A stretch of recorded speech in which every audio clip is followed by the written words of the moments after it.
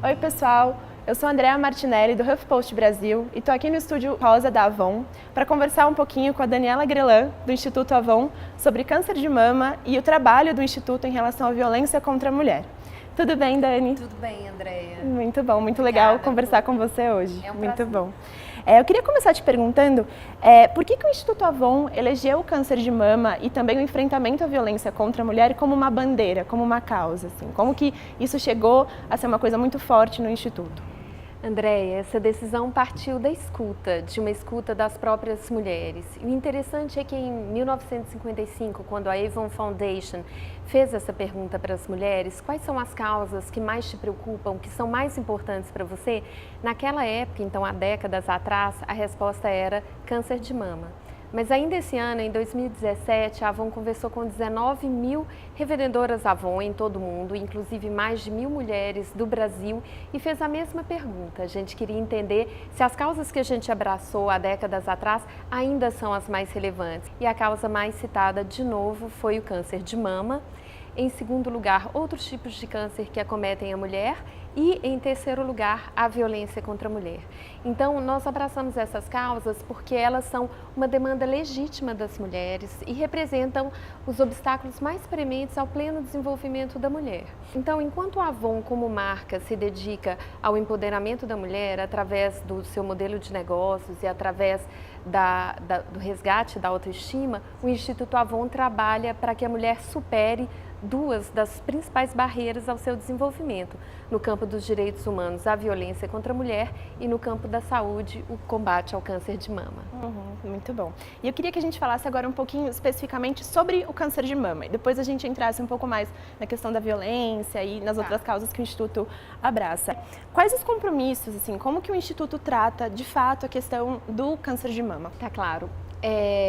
Ainda nessa conversa que eu comentei com você agora há pouco, essa conversa com milhares de mulheres no mundo inteiro, que aconteceu, na verdade, em duas etapas, na segunda etapa a gente aprofundou as perguntas na questão em relação ao câncer de mama. E a gente descobriu que entre as mulheres entrevistadas, mais de 50% ainda apontam razões para não procurar o seu médico. É um número muito grande. Entre essas razões, a vergonha, o medo. E a gente sabe que o câncer é uma doença que ainda ceifa por ano a vida de 500 mil mulheres no mundo inteiro. Só no Brasil a gente está falando de 58 mil mulheres por ano, estimados, que receberão o diagnóstico de câncer de mama.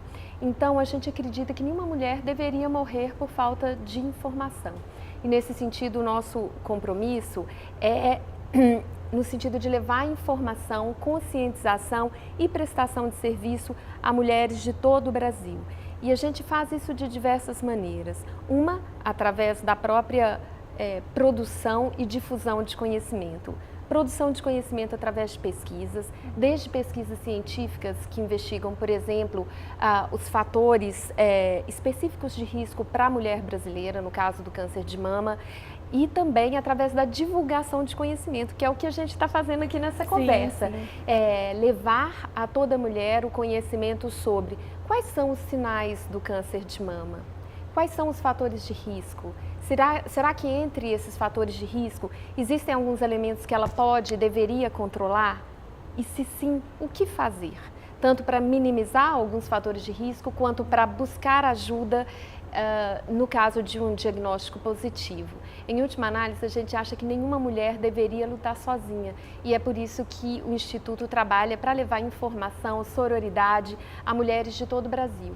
E a gente tem um diferencial nessa questão, porque como a Avon conta com uma força de vendas de 1.500.000 mulheres no Brasil inteiro, essas mulheres são também uma rede de ativismo e de sororidade. Elas podem levar, por um lado, cosméticos e ganhos, autonomia financeira para as mulheres, mas, de outro lado, levar também informação para o combate ao câncer de mama e para o enfrentamento à violência.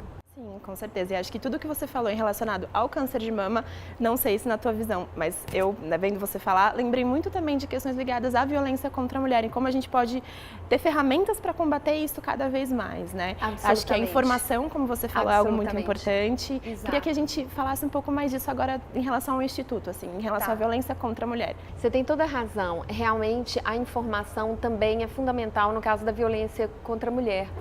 Por quê? Primeiro, para dar uma dimensão do problema, né? A gente está falando de um país que é o 5º país que mais mata mulheres por questões de gênero no mundo. A gente está falando de um país em que uma mulher é estuprada a cada 14 minutos. Então, os números nos ajudam a dar uma dimensão do problema, porque se você pensasse, se eu te desse esses mesmos números falando de uma doença, as pessoas pensariam, você está falando de uma epidemia.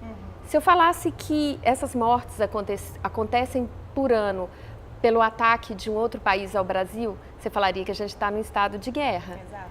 Mas como a gente está falando de violência contra a mulher, que é de tal forma naturalizada na nossa cultura, parece coisa que é um do número dia a que dia. fica descreditado, né? É um coisa número do que, dia a isso daí, a gente tem o dado, mas não é bem As assim, pessoas né? deixam de ver, as pessoas deixam de se indignar e é importante trazer em primeiro lugar essa questão à consciência, trazer com a urgência necessária para que ela faça parte do debate público, para que ela seja reconhecida, em primeiro lugar pela própria mulher, porque a cultura em que nós estamos inseridos, de tal forma naturaliza a violência contra a mulher, que a mulher sequer é capaz de reconhecer os diferentes tipos de violência. E aí eu não estou falando só daquela violência extremada, aquela que deixa marcas físicas no corpo ou que leva, em última análise, ao feminicídio. Eu estou falando também daquelas violências mais invisíveis, que dificilmente são notadas, mas que são igualmente perversas, porque elas perpetuam e tornam possível os outros tipos de violência. Então, estou falando da violência psicológica,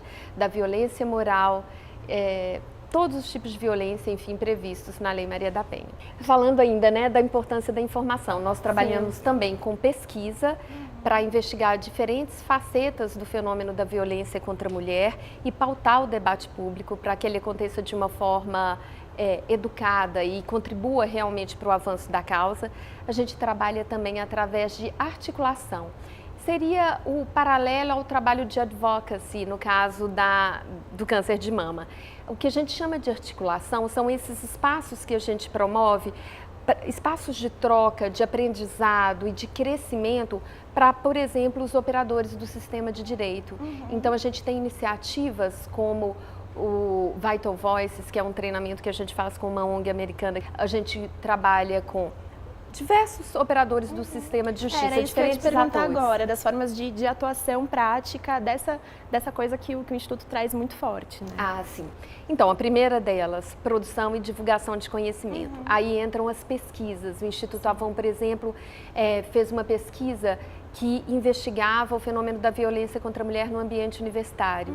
A resposta foi tão importante, tão grande no Brasil inteiro, que a gente já levou essa pesquisa a dezenas de universidades em todo o Brasil e esse número muda a cada mês. E o que a gente tem observado é que em cada ambiente que a gente vai e leva essa discussão, leva esse conhecimento, alguma coisa muda como consequência. Então, em primeiro lugar, produção e divulgação de conhecimento. Em segundo lugar, articulação. Articulação de quem? Dos principais atores que têm um papel definitivo na rede de proteção para a mulher em situação de violência. A gente está falando dos operadores das forças policiais, dos magistrados, dos promotores, da Defensoria Pública, das organizações da sociedade civil, dos assistentes sociais e também dos profissionais da saúde. A gente promove espaços em que eles possam trocar experiências e criar vínculos que, em última análise, funcionem para que eles trabalhem como uma cadeia coesa, integrada e que, em última análise, é muito mais eficaz no socorro à mulher em situação de violência. Além disso, a gente trabalha com mobilização e conscientização.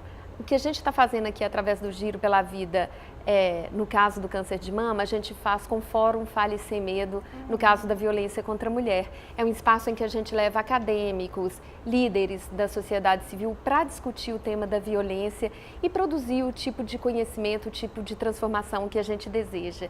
E a gente trabalha também com campanhas de conscientização. Um momento especial para isso são os 21 dias de ativismo, do final de novembro até o início de dezembro. Sim, aí é muito muito bom ver um trabalho como esse do Instituto, né, que dialoga, né, que eu acho que é isso que a gente precisa, conversar sobre esses temas e falar sobre isso. É exatamente isso. Inclusive, uma das nossas pesquisas, que foi a pesquisa do ano passado, que fala sobre o papel do homem na desconstrução do machismo, a gente viu que o vetor mais importante de transformação é o diálogo. É o diálogo entre mulheres, claro, espalhando a sororidade, mas principalmente no caso dos homens, que tem um papel definitivo no enfrentamento da violência contra a mulher, o diálogo de homem para homem. Porque o homem, muitas vezes, é o perpetrador da violência, na maioria dos casos, e se ele é parte do problema, ele tem que ser também parte da solução. E existem muitos homens, a pesquisa mostra isso pra gente, predispostos a trabalhar para uma sociedade mais equilibrada, em que homens e mulheres sejam respeitados, mas muitas vezes eles não sabem muito bem como fazer. E o nosso convite para os homens é esse: vocês têm um papel fundamental e insubstituível, conversar com outros homens. Com certeza.